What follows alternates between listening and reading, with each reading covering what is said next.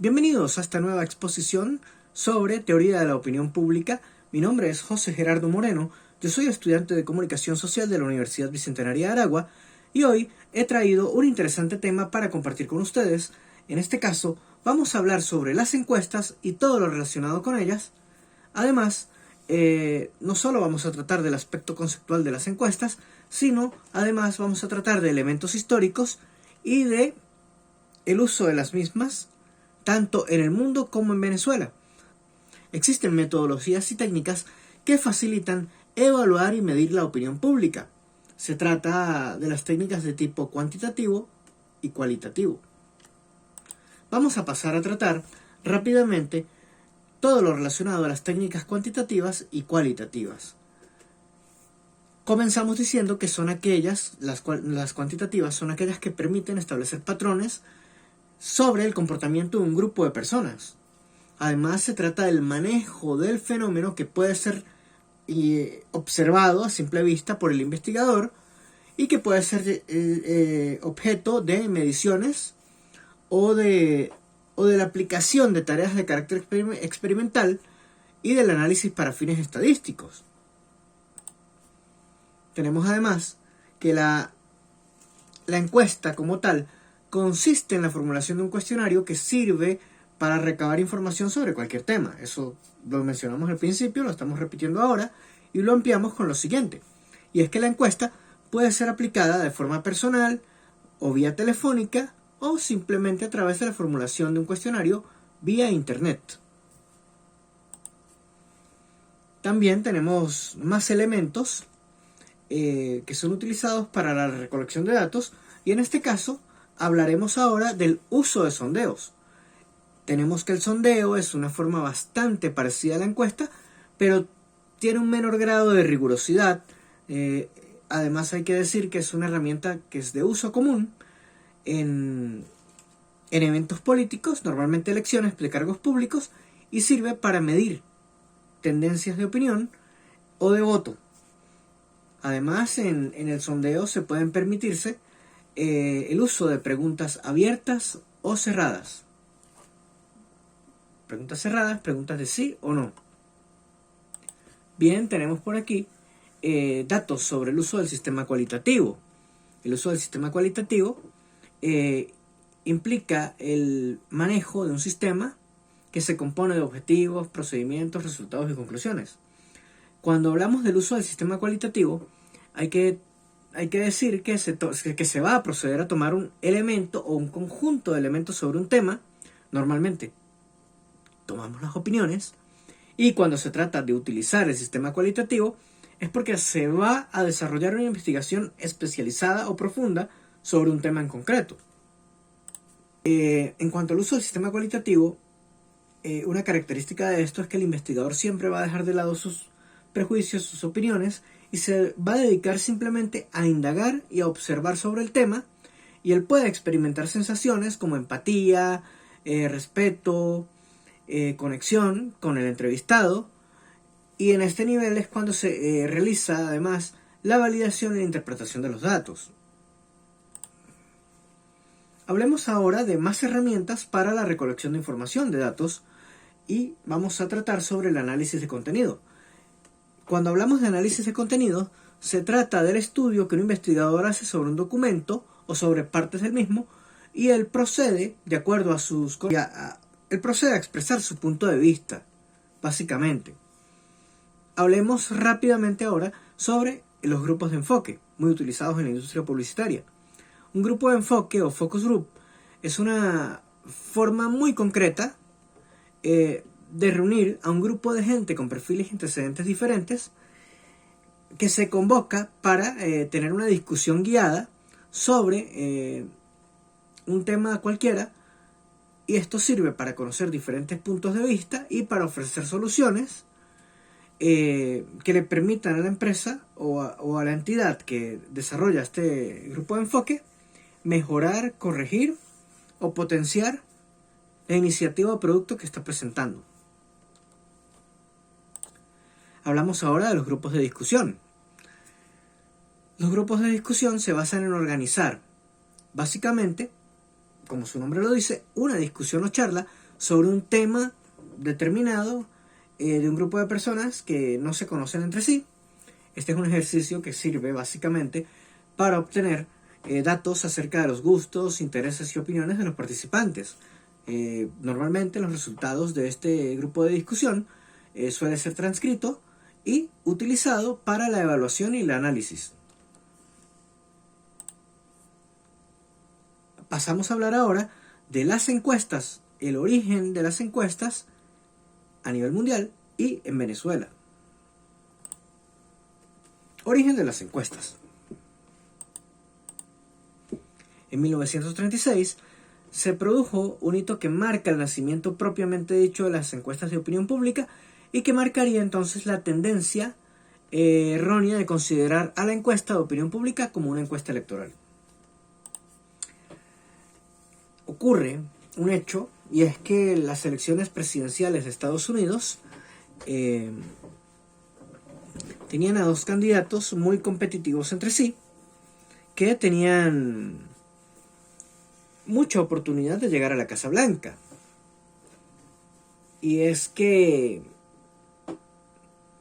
se da el fenómeno de que se indicaba en los medios de comunicación y en la calle se pensaba que el señor Franklin Delano Roosevelt podía perder ante su contrincante, el señor Landon, y realmente esto no ocurrió.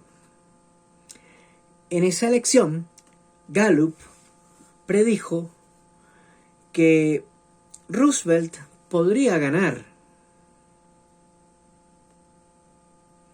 Y es que Gallup, para poder decir esto, se valió de procedimientos bastante precisos y rigurosos para indicar que sí, que Roosevelt ganaría.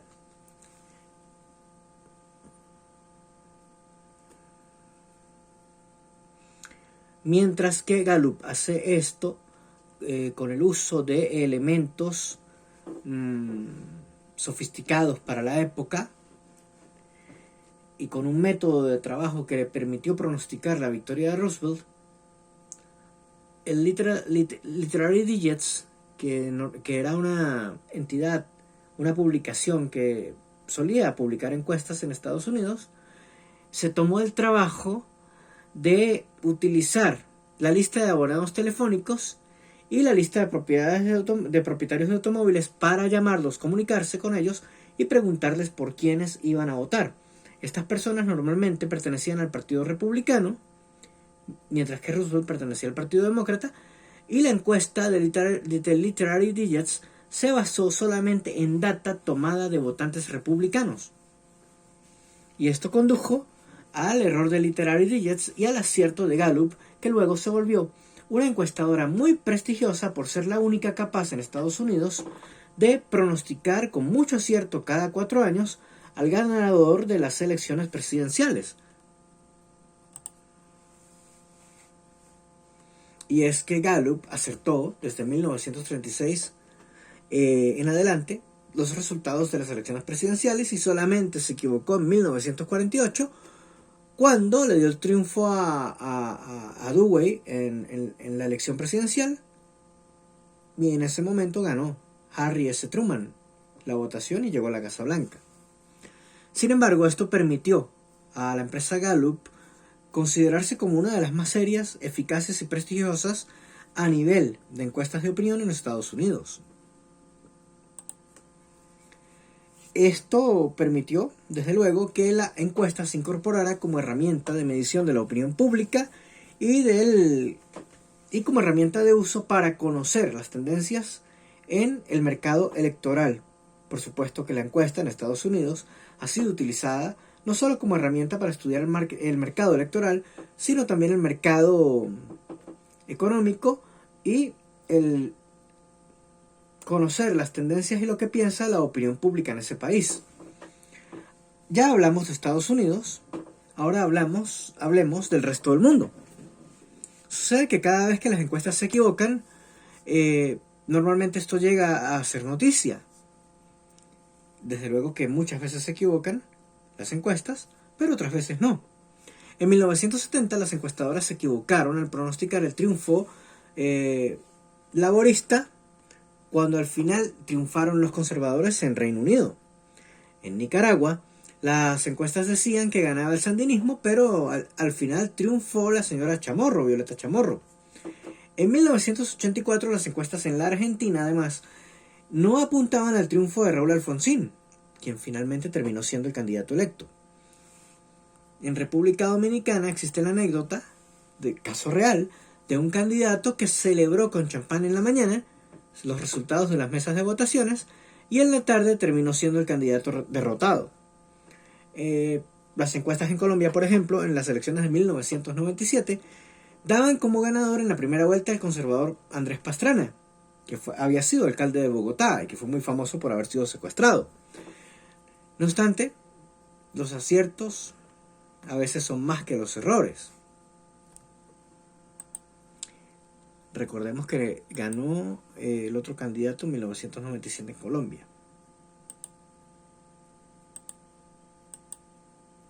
Mentiras, bueno. Y en el resto del mundo tenemos además que en Estados Unidos, en América Latina, en Asia y en Europa, el uso de las encuestas se encuentra muy extendido en la actualidad y no dejan de ser un referente para conocer los gustos, las opiniones del público, los intereses sobre casi cualquier tema. Continúa existiendo a día de hoy un número de empresas especializadas a escala global que se dedica al desarrollo de las encuestas y a la realización de este ejercicio de recopilación de datos. Además, los datos son oro y son vendidos a otras empresas que los utilizan para el análisis del mercado y para afinar sus estrategias. Por supuesto que la encuesta nunca ha dejado de ser utilizada y creo que va a permanecer en el tiempo. Hablemos ahora de la encuesta en Venezuela. La encuesta es un viejo truco al que los partidos políticos recurren cuando se encuentran en mala situación. Estas son palabras del profesor Iván Abreu Sojo de la Universidad Central de Venezuela, y tiene razón. En Venezuela el primer antecedente de uso de encuestas puede datar de la creación de un departamento de investigación de mercado en una agencia de publicidad allá en 1953. Esto seguido de la fundación en 1954 de la empresa Datos Compañía Anónima, que es considerada la decana de las agencias dedicadas a la investigación comercial de la opinión pública. En 1957 además se funda el Inter Research Institute, el INRA, que es conocido y reconocido como la primera empresa dedicada sistemáticamente a la investigación de la intención del voto, aunque los resultados de INRA nunca fueron difundidos.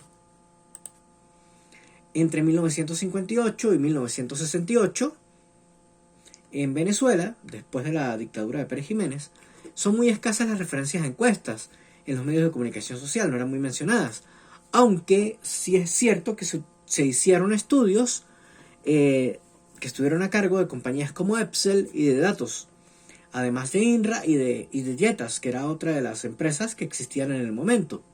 La empresa Datos reportó haber realizado una primera encuesta política por encargo de un cliente para esa época. Además, en 1968 se comenzó a conocer algunos resultados de encuestas.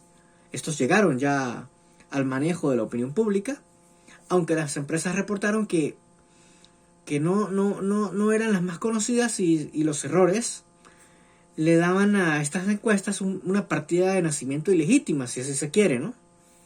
Además, a las encuestas se les comienza a dar difusión masiva de resultados con números que a veces son, o eran en el momento, totalmente alejados de la realidad.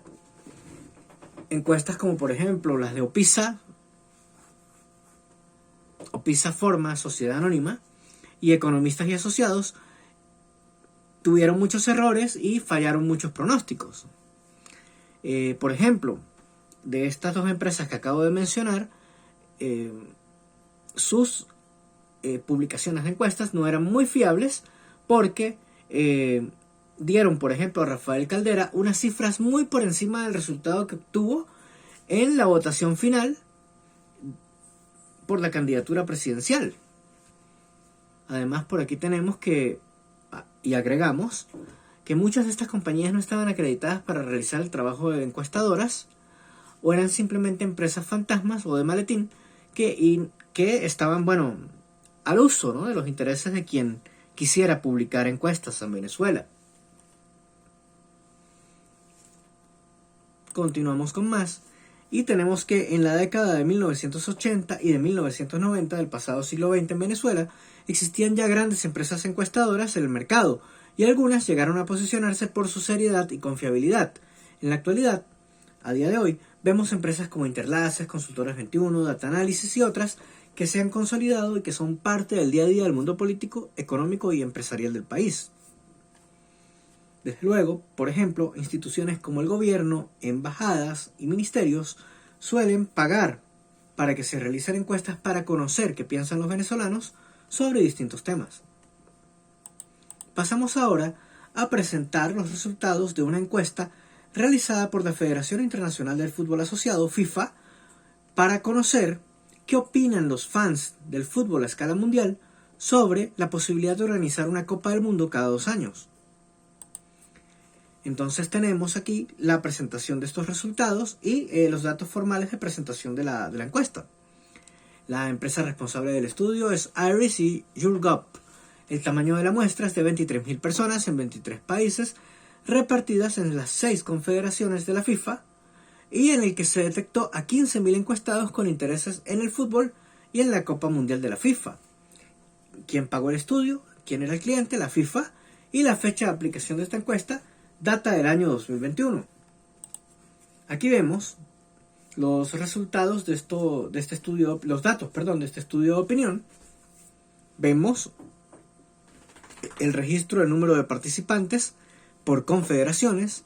Vemos la data registrada por edades y vemos cuál es la tendencia que se impone en esta encuesta. Vemos que participaron 15.008 personas. Vemos además que el mayor número de participantes estuvo en la confederación correspondiente a la UEFA, esto es en Europa. Y vemos además que las personas en un rango entre los de 55 años en adelante prefieren que el Mundial de Fútbol se realice una vez cada 4 años. Mientras que las personas en el rango de los 18 a los 24 años prefieren que el Mundial de Fútbol se realice una vez cada 2 años. Tenemos entonces aquí la distribución de los grupos de edades que participaron en la encuesta y tenemos que participaron personas entre los 18 y 55 años de edad. Además, aquí se comprende que el 31% de los jóvenes entre los 18 y 24 años de edad quieren ver un mundial cada 2 años, mientras que el 58% de los adultos mayores lo prefieren una vez cada 4 años. Las conclusiones del estudio: en base a los resultados iniciales, podemos extraer lo siguiente. A la mayoría de los aficionados de la Copa del Mundo les gustaría ver la Copa Mundial de la FIFA con mayor frecuencia, es decir, cada 2 años. De entre esta mayoría, la frecuencia prefiere que sea bianual, correcto, cada 2 años, y existen diferencias considerables entre los denominados mercados tradicionales y los mercados emergentes del fútbol.